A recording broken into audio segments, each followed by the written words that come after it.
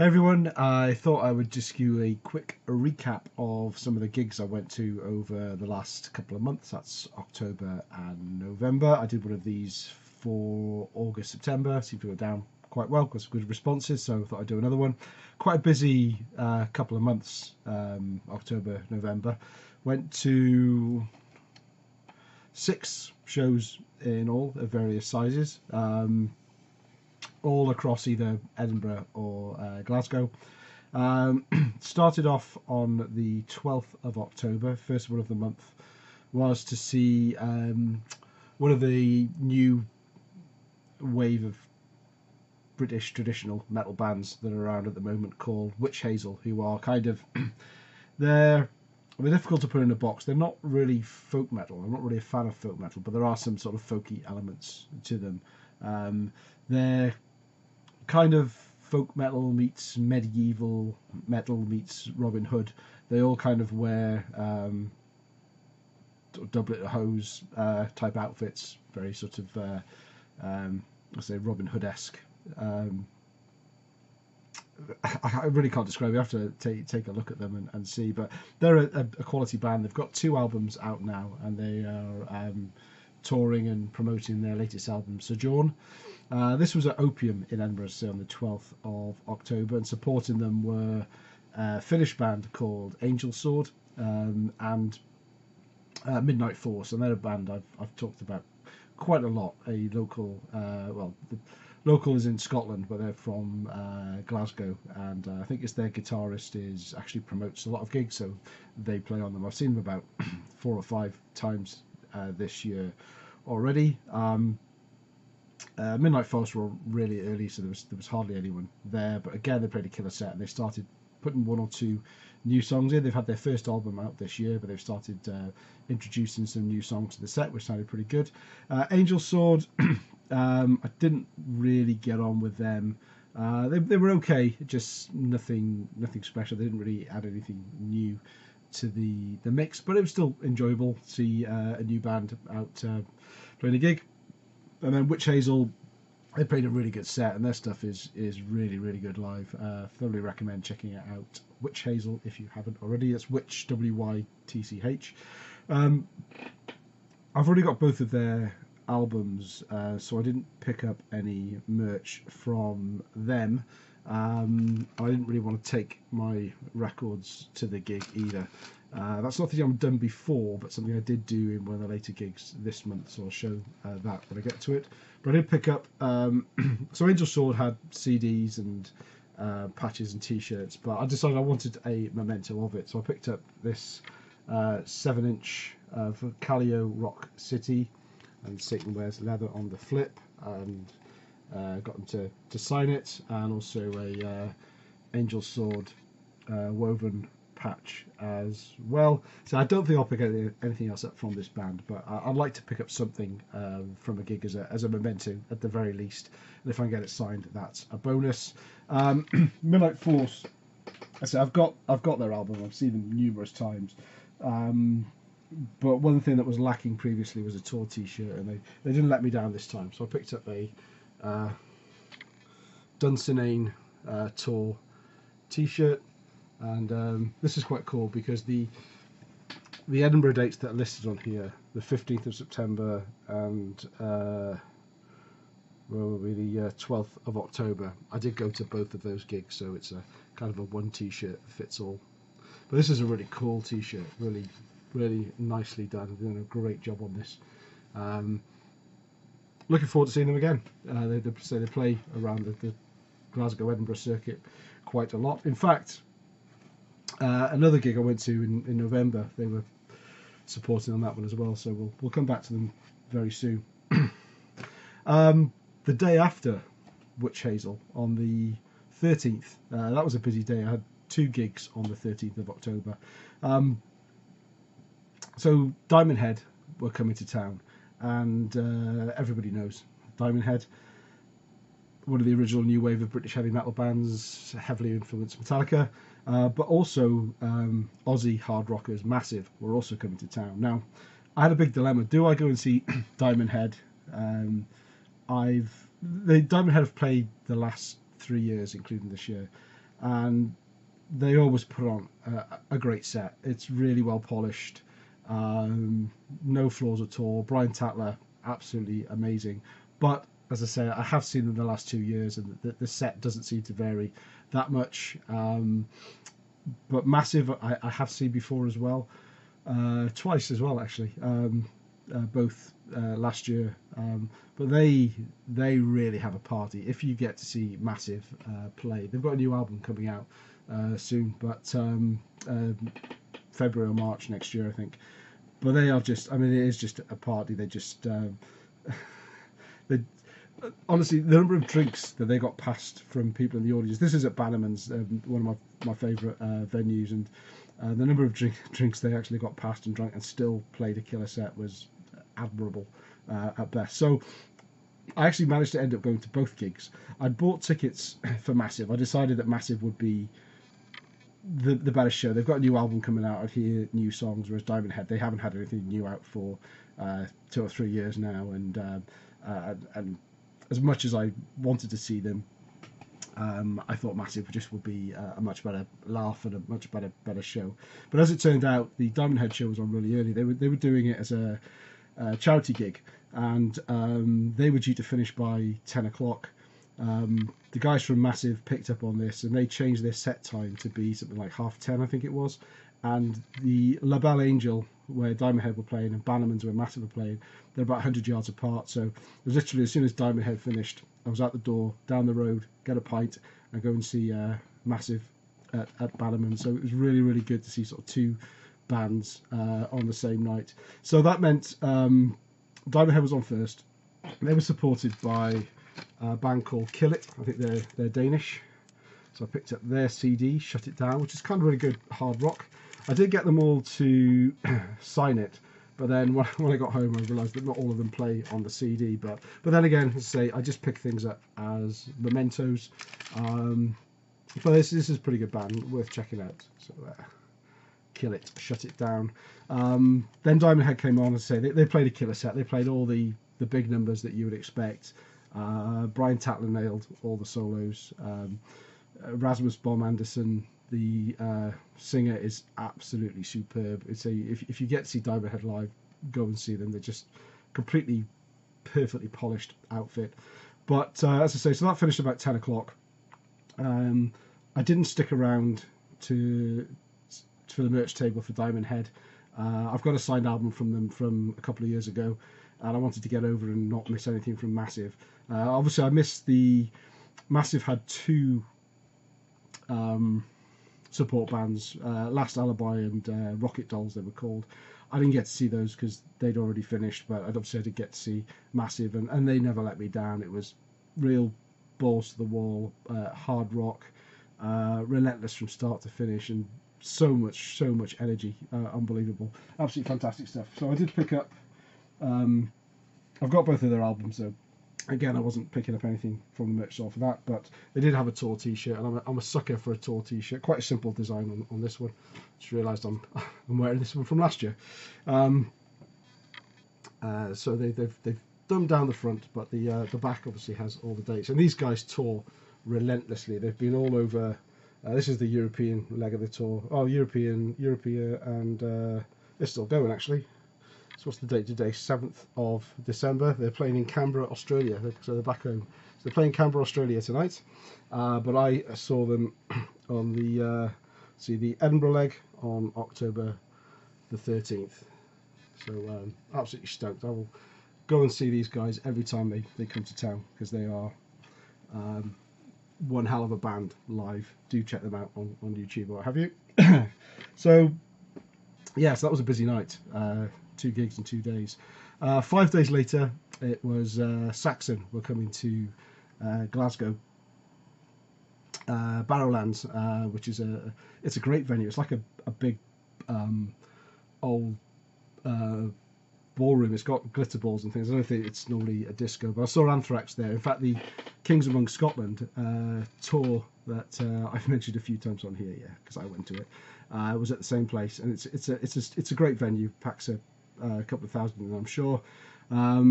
So they came to town, and they were supported by. They were supposed to be supported by Y&T.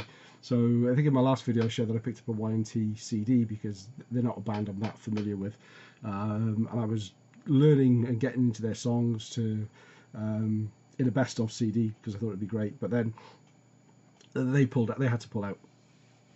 The singer did his backing, I believe, and FM, who were a bit more sort of melodic AOR, maybe. I guess they're kind of in the Magnum vein, but I really, really like Magnum. But FM, I don't really know their stuff, but they didn't really click with me. It was a little bit too keyboardy for my liking, but it was okay. It was nothing great. They warmed the crowd up well for SAXON. There was a second support band, third band on the bill that night, which was Wayward Sons, which is Toby Jebson of Little Angels, I believe. It's his latest band, but because it was in Glasgow and I was getting the train across, rush hour finishes at something like 6:15, and the first band was on at 7, so I couldn't actually get across on the train or whatever till couldn't get to Glasgow pretty much till around 6:30, 7 o'clock, by which time Wayward Sons had finished. Gigs seem to start really early in Edinburgh and Glasgow. I think they've got curfews on in some places that they have to finish by 10 or 10:30, and even some of the venues they turn into clubs after, so they want to get all the metalheads out by 11 o'clock so they can open up and get more revenue coming through the doors with the disco. So I missed Wayward Sons. I just couldn't get there in time. But FM were all right. But Saxon played. They were superb. This is the second time I've seen them. I saw them on the Battering Ram tour, and this is the Thunderbolt tour. They played all the classics that you'd like, and they played a lot off Thunderbolt as well. And those songs are just killer, absolutely killer live. And they played for a good 2 hours. A lot of headline bands, a lot of older bands now, they'll play their greatest hits. They'll go on, go off, but they kept the crowd going from start to finish. And if you still get to see Saxon while you can, go and see them. Totally recommend it. I did pick up a tour T-shirt. Say sucker for tour T-shirts. I'm doing all right for clothing in the last couple of months. So this is they had 3 or 4 different designs, as a lot of the bigger bands have now. I'll only usually pick up T-shirts if they have the dates on the back again as a memento. And this is from the Thunderbolt Tour Part 2, the European Tour. And here we have.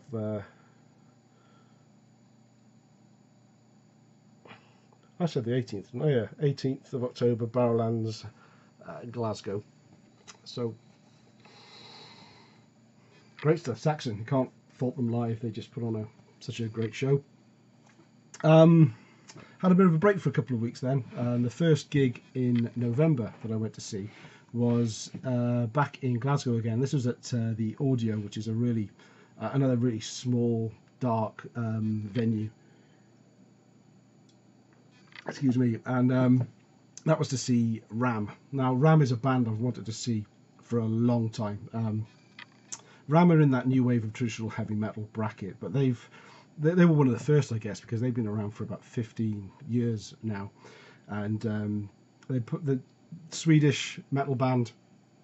The really disappointing thing about this gig was there were only about 20 of us there, and that kind of, I think that maybe included some of the support bands as well that were watching, and it affected them. They kind of came on, and the first one of the first comments the singer made was about the number of people they were playing in front of,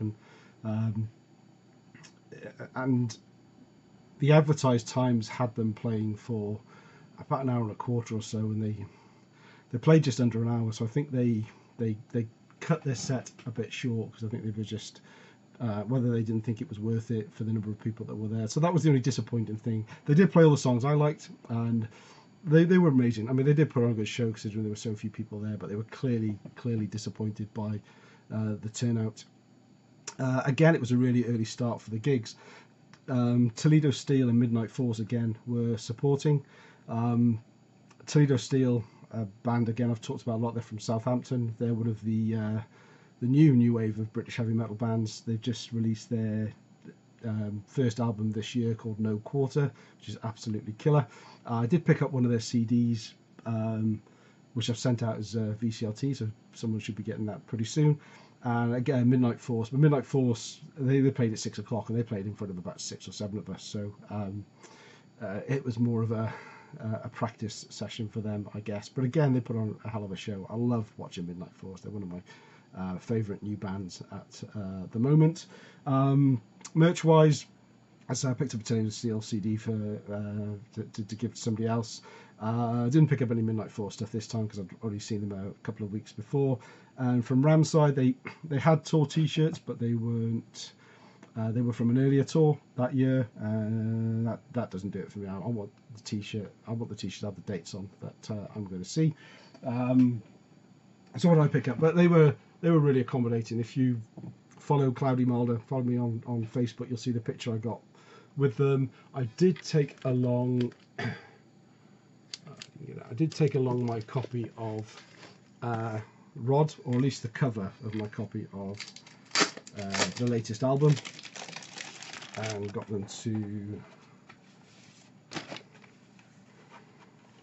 sign that, which was pretty cool. I mean, they were nice blokes, and they were happy to chat afterwards. I just think they felt severely let down by the turnout in Glasgow, and I felt a little bit embarrassed for them as well, which is a bit of a shame, really. The older bands tend to get a massive turnout because there's lots of nostalgic metalheads out there, but there's a lot of really, really good bands busting their gut touring around that deserve a bigger turnout. And I think a lot of people, if they just spent a bit of time and saw what was out there, there's a lot of great metal bands still going around now, and it's a shame that they tour and nobody turns up.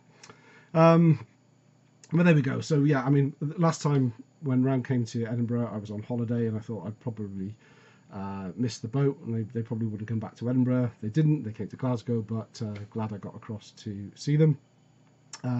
4 days later, 12th of November, I was back in Glasgow.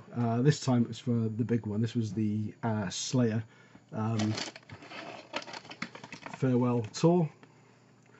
Don't often get tickets now for gigs. Most of the gigs I go to, it's just email receipts that you take along. But on Monday 12th of November, Slayer with Lamb of God, Anthrax and Obituary. I've never seen Slayer before. I'm not the biggest Slayer fan, but there was no way I was going to miss at least getting the opportunity to see Slayer. And yeah, they nailed it. They were really, really good. Played all the big songs that you'd expect. Great sort of stage show. There's a lot of flames, a lot of fire. But yeah, they've done. And I actually loved Gary Holt being part of the band. I just thought it was awesome seeing him play lead guitar on there, as well as the other guys. But yeah, they went down a storm. It was brilliant. It's really weird because this was at the SSE Hydro, so it's more of a stadium gig in Glasgow. It's a purpose-built venue for gigs, and I was up in the second tier. Still a great view, absolutely phenomenal view. I can't really fault it. It was front of stage, but I was quite a way up, and it's the first gig that I can remember ever going to where I had a seat. I just every other gig I think I've been to, it's been standing, so it was really weird experience sitting down having a beer and watching bands play, and especially watching people all around me headbanging while sitting down as well. That was something I hadn't experienced before. Lamb of God, don't know anything about Lamb of God at all. They were okay, I guess, not really my cup of tea. Too much prancing around on stage by the singer, but I guess that's his style. Anthrax were Anthrax again. Well-oiled machine. They rarely vary their set these days, so they always put on a good show. Only disappointing thing, they had about 35 minutes or so they couldn't play that many numbers. I think they played about 7 or 8 songs, or maybe 45 minutes. Only disappointing thing for me was they played 2 covers. Pretty much the set doesn't change much. It's mostly Among the Living with 1 or 2 things thrown in.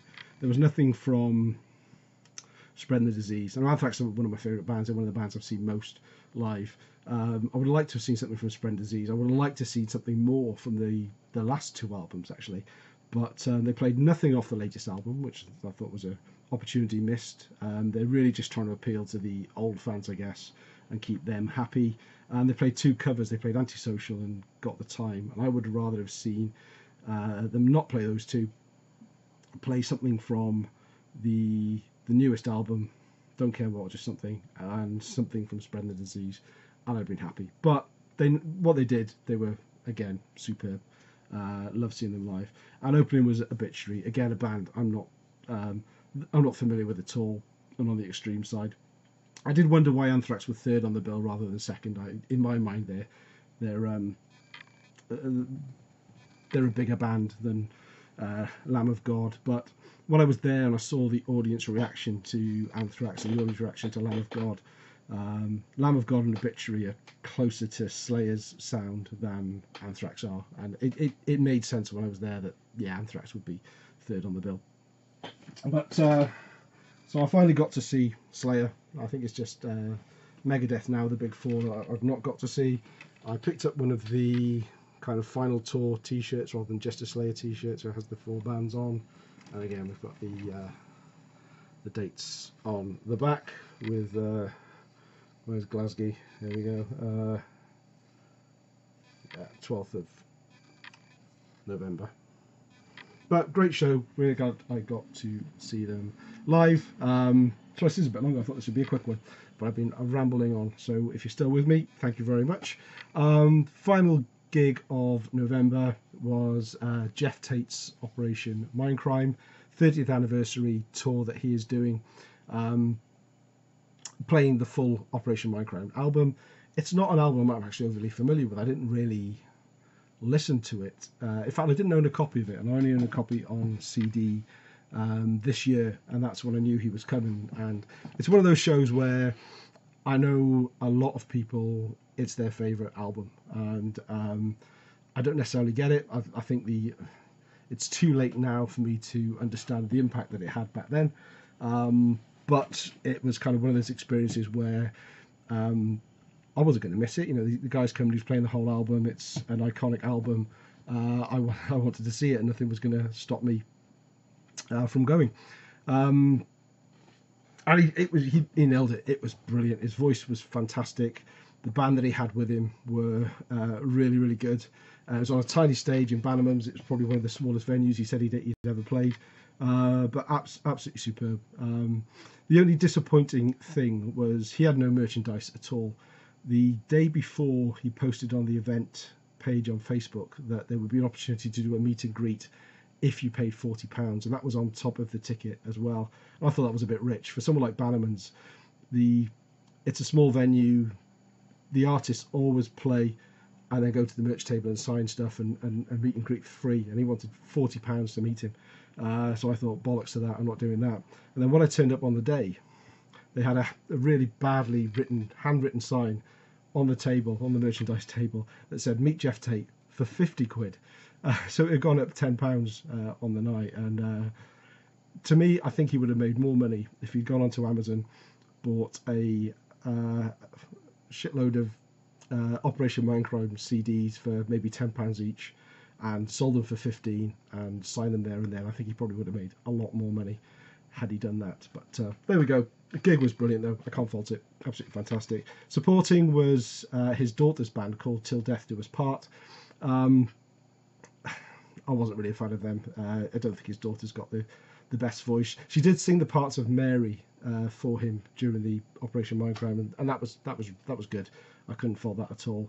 But she had all these strange sort of robotic actions while she was singing. But what I did like about Till Death Do Us Part was their guitarist. They're one of the I can't remember his name now, but he's a Glaswegian guy, and he had absolutely superb stage presence, and he also had a really good voice as well. He had a couple of singing parts in the band, and I think if he ever had his own band and he was fronting it, it would be a band that I would seek out and see live. He also was the guitarist for Jeff Tate's band as well, so he had a busy night. So no merch from that night, but absolutely fantastic to see such an iconic album played in full all the way through. Just a shame it wasn't the original Queensryche lineup. But there we go. I've rambled on for quite a long time there. December, January will be very quiet. I've not got any gigs lined up in December, and nothing in the pipe for January yet, so there may not be another one of these for a couple of months. But if you've seen any of these bands, let me know what you think. If you've been on any of these tours, let me know, and I'll catch you again soon.